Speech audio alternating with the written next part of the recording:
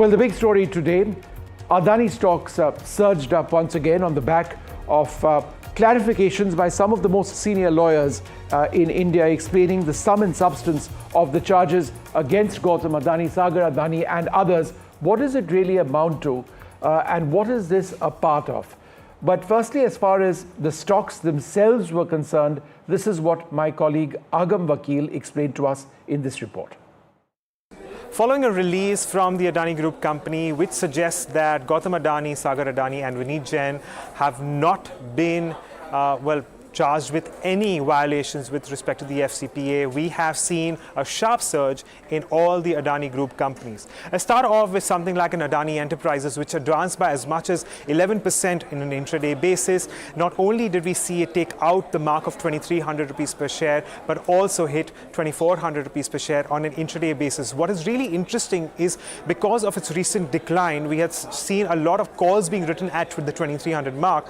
A lot of those written calls were forced to be covered, and that led to a short squeeze, thereby leading to further buying in that particular company, and hence you see that sharp up move on an intraday basis. The same and nearly the same happened to Adani Ports as well, which eventually landed up with gains of over 6% in trade. There were names like Adani Energy and Adani Green as well, also locked in an upper circuit of 10%, so good gains coming in there, and significant advances for a lot of the other Adani Group companies on account of that clear statement coming from the Adani Group. Now the question really is that can there be more strength up ahead for some of these names going ahead, or will there be consolidation? Well, that's the wait and watch.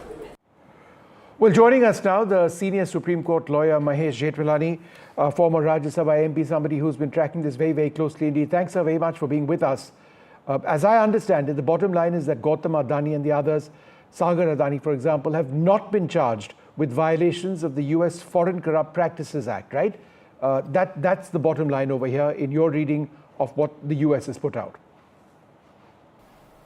Absolutely. They've been charged with conspiring to violate the UN Foreign Corruption Act. And so what are the implications of that? The implication is that there is no allegation and certainly no charge. There is no charge that any bribes were paid to anybody in India. According to them, there was a conspiracy. Now here's the fallacy, right? The fallacy lies in the fact that you say the bondholders, the offense is that the bondholders of the bonds which were issued by Adani Greens, right, were induced by your misrepresentation, not an active misrepresentation, but non-disclosure by you that you were going to pay bribes. Right. Right? But bribes have never, there's no proof of any bribes. There's not even an allegation. I mean, there's a passing reference which suggests, right? But there is no charge that bribes were paid. So, if there no bribes were paid, then what is the false representation that I made? But that's as far as the Adanis are concerned. But there are officials, as I understand it, who have explicitly been named in the bribery charges, not linked to the Adani Group directly, right? Nobody specifically is named. It just says that the Adanis were tracking the bribes. Now, I don't know what that means. There's a very sort of cryptic sentence. Okay. Right? In passing almost. But there is no charge, there is no allegation that bribes were actually paid. The other part of this, of course, is that the Adanis have not been charged with obstructing justice, which is a very serious offense, a felony in the United States. No, they can't. I mean, they certainly, because there's not even a charge, there's not even a suggestion, not even a passing reference of obstruction of justice. And there's also, as I understand it, no evidence which has been provided of a security fraud or a wire fraud conspiracy, right? Well, there's no evidence. The allegation is there. The charge is that there's been a securities fraud. I told you what that was. Yes. And a wire fraud. And that is that the bondholders were not informed that you were paying bribes. Right. But if there's no proof of paying bribes, if there's no allegation even of paying bribes, where does this all stand? It seems to be a hasty, sketchy job just to malign them. And probably somebody has, made a a huge amount of money in the short sale.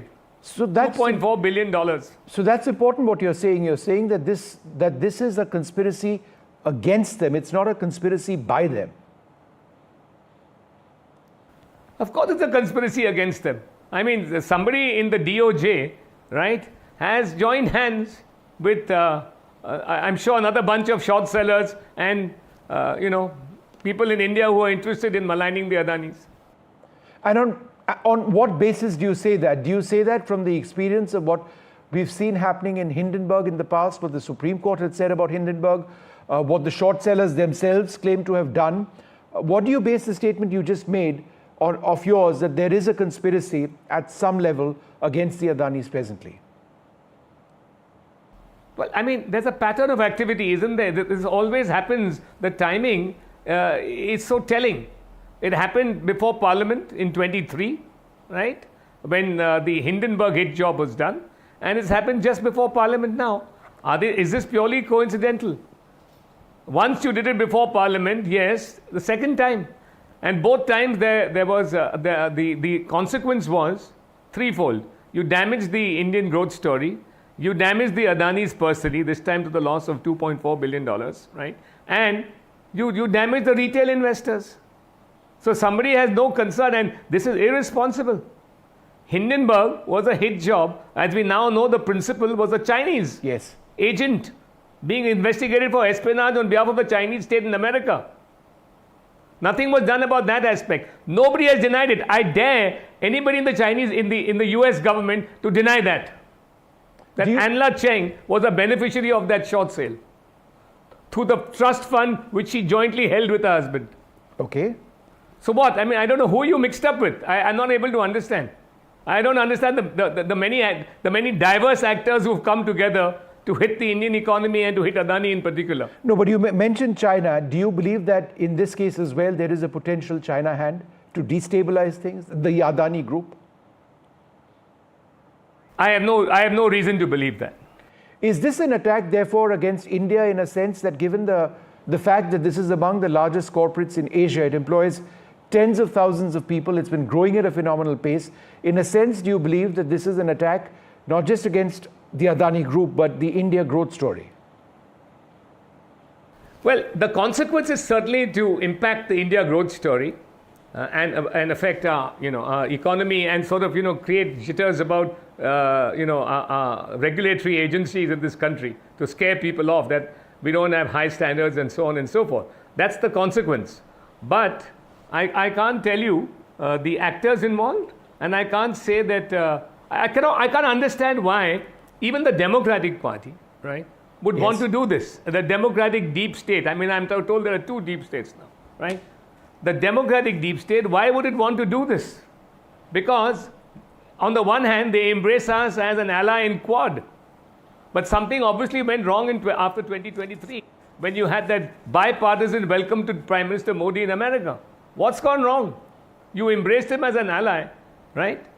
And then I'm told that Biden himself was behind Adani's wanting to get the Haifa port deal. The Adanis overbid for it to get it because it helped India's strategic interest and the IMEC, the rival corridor to the BRI of China. It was supposed to be, it was a vital link in the IMEC route. From there, you were supposed to go to Piraeus in Athens and get an access from the Middle East to Europe. So I can't understand why they would want to do it.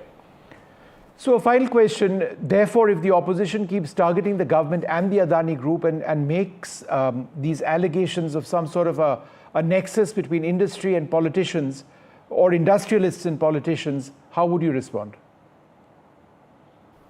Well, I mean, why would anybody do this? I mean, look, we are building, these are strategic acquisitions. Don't they realize that we are trying to get an alternative to the BRI, right? Now we have improved our relations with China, right? So, but this was a counter narrative, a counter corridor, which was proposed by Biden. It was supposed to involve the Middle East, Europe, and India. So I can't understand what's gone wrong. I mean, this hatchet job which has happened right now follows closely on the heels of Mr. Gautam Adani praising the victory of President Trump in the presidential elections when he became presidential elect.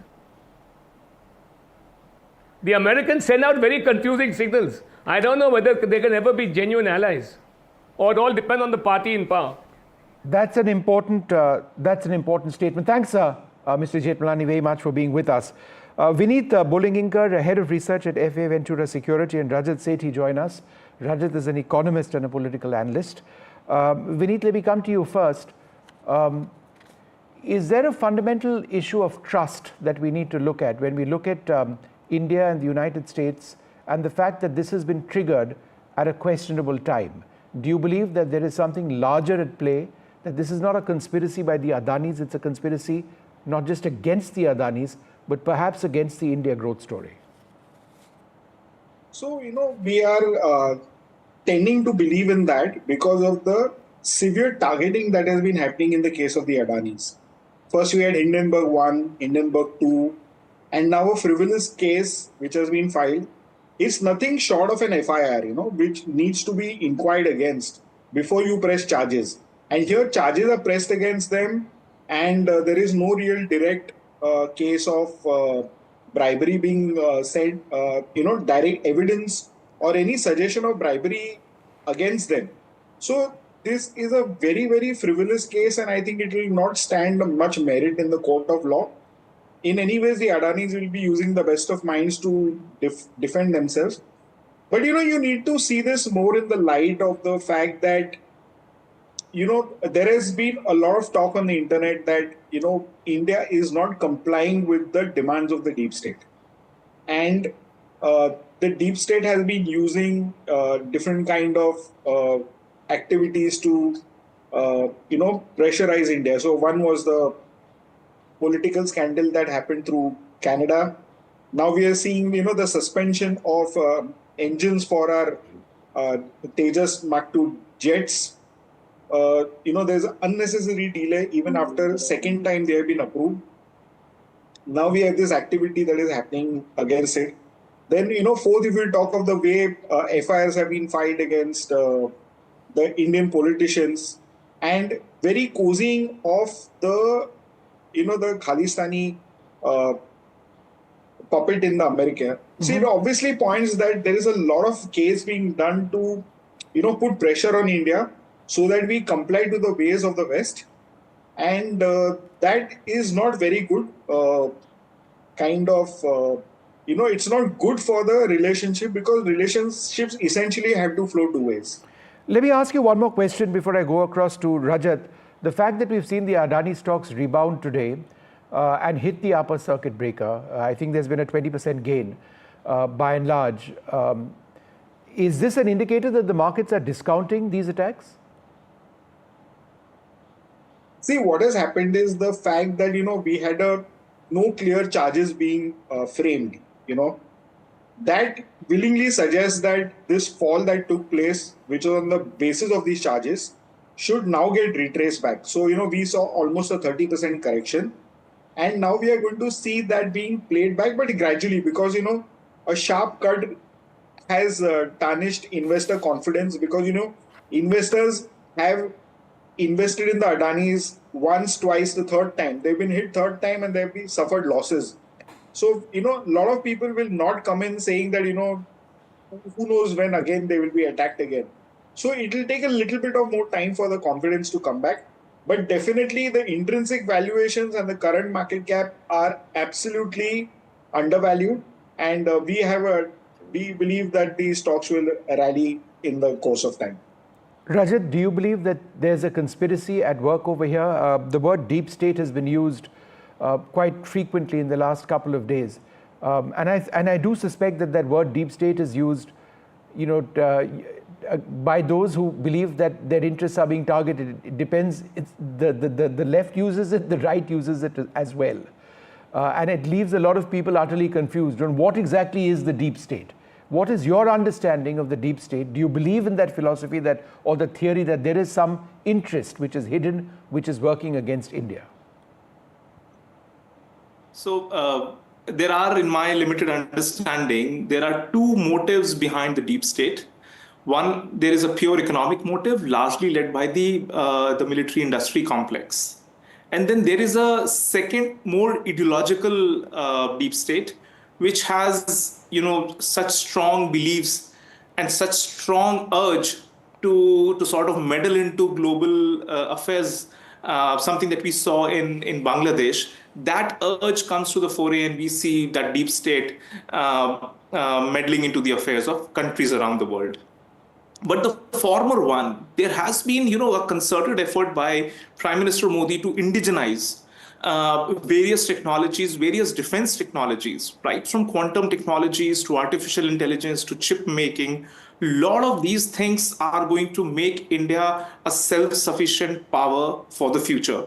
This stands in direct contradiction to some of these companies, the big ticket companies. It's pointless to name them, but your viewers will understand, who have a substantial interest in keeping India dependent on its on the American technology or European technology in perpetuity.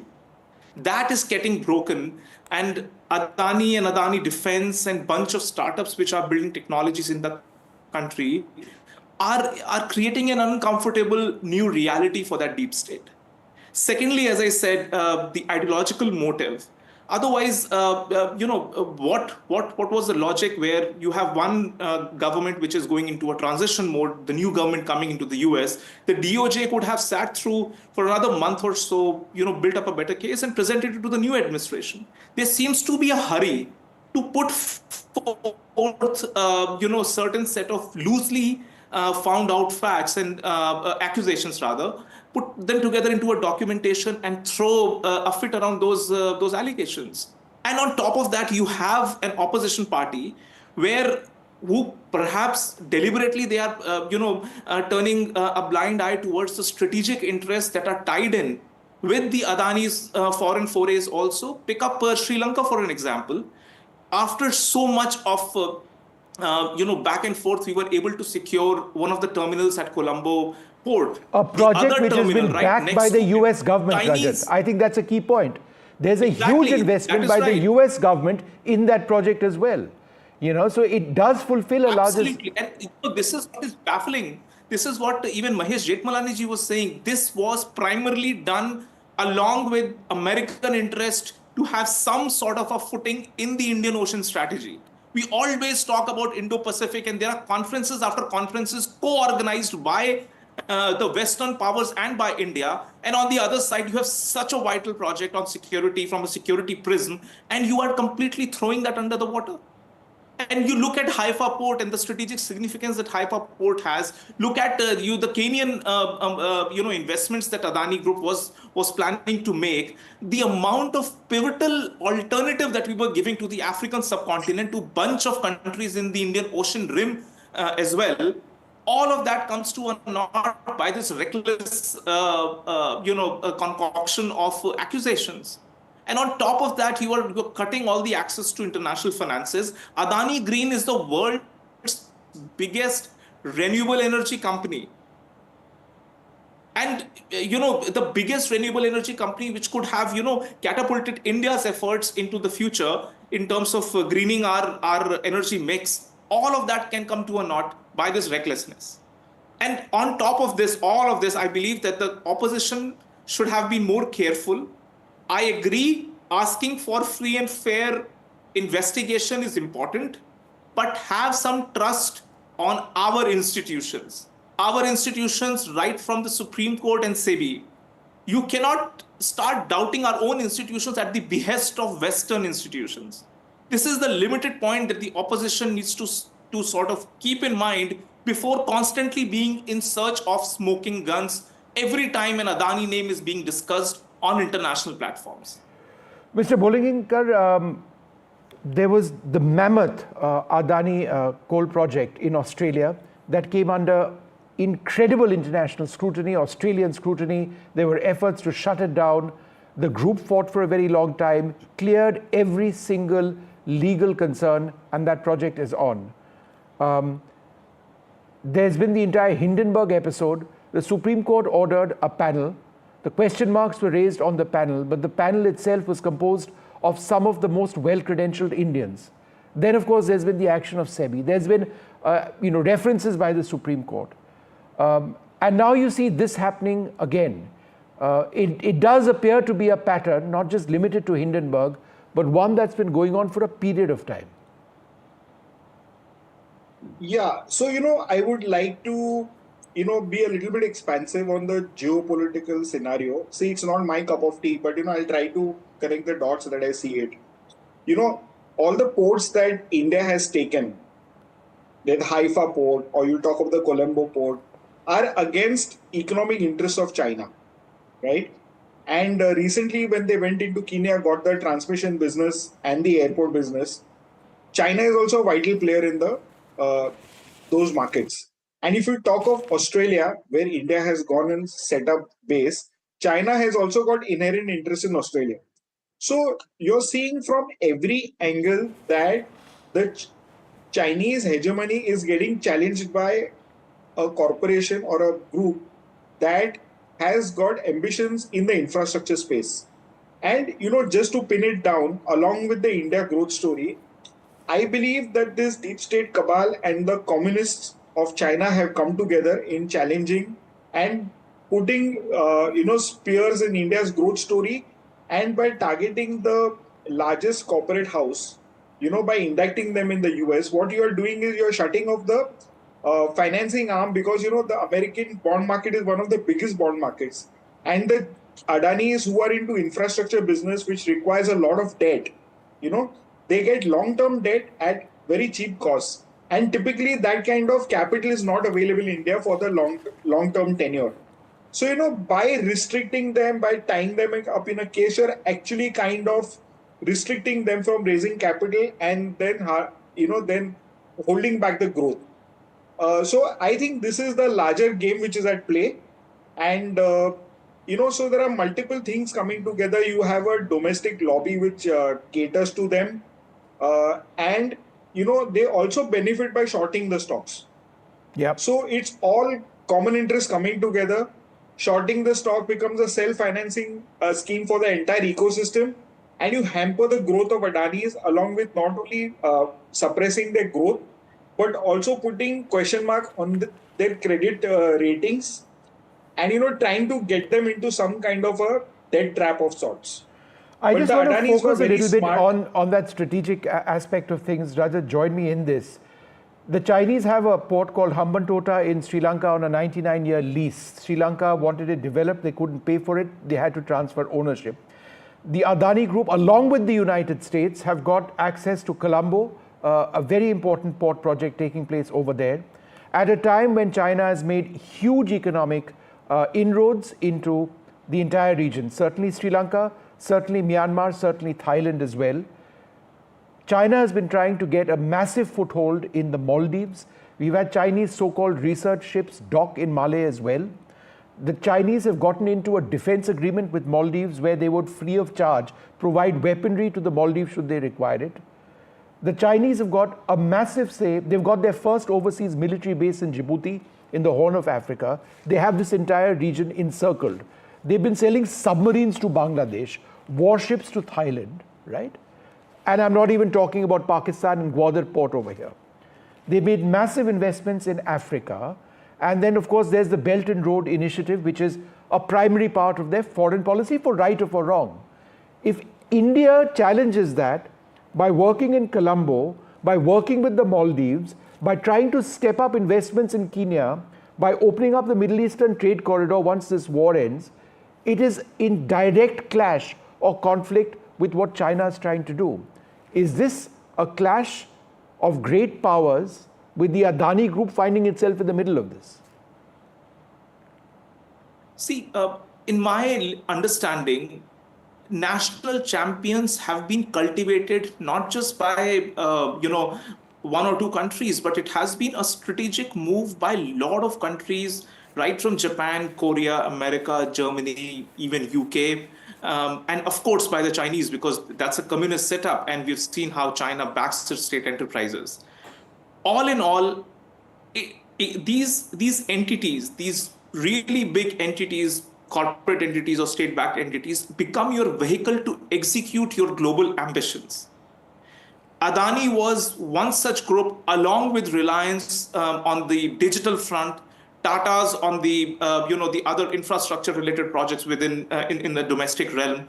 All of these companies fall into our national champion strategy that we are going to piggyback some of our global ambitions and global goals, because it would require hefty amount of investments to go in and acquire these global assets. Therefore, our thinking was not wrong. And this has been thinking of multiple governments that have come to power in our country as well. My problem is that once you start singling out an entity and start obliterating all the geopolitical goals that we might achieve through an entity by trying to, as I said, by hunting for these smoking guns around a name. That is the problem. And since Adani stood out on certain very strategic, and by the way, none of these investments, be it Haifa or Colombo Port, were very economically lucrative. No. If you get into the project finance aspects of it, these were not super lucrative projects, but they were important because of strategic reasons. You require these vehicles to execute your global ambitions, and Adani was attempting to do that. And this is where, what is really a pitiful state of affairs, that the opposition is not showing a degree of maturity. Instead of piggybacking upon global accusations, you are not even defending the name and bringing the onus back to our domestic institutions. That is the real problem. And this is a perfect storm for the Adani Group in the time frame right now. They are not able to explain their position to the opposition. And on top of that, the Chinese, the Americans, the deep state, everybody is scavenging on this opportunity. And this is how the short sellers are scavenging on it. And everybody is having a heyday, while our biggest group is losing $55 billion. They've already lost in just this accusation, which is not even, doesn't even have tangible evidences put on, which are irrefutable prima facie. These are all put into a document, 50-page document. That is nothing. It's an all FIR. of that put together, and you have eroded $55 billion. An FIR is longer than that, is longer than 50 pages, depending on the case. All of this will have to be proven, and I think there are larger issues at hand over here. A certain part of investor wealth has been recovered today. That would be good news for any number of people. And let's always think about them, the small investor who puts her money into a stock, into a group, and then ends up losing it because of extraneous factors which sometimes seen beyond comprehension, right? Are we dealing with that situation? That's what we don't have any clear answers to right now, but there is a strong suggestion that may well be the case.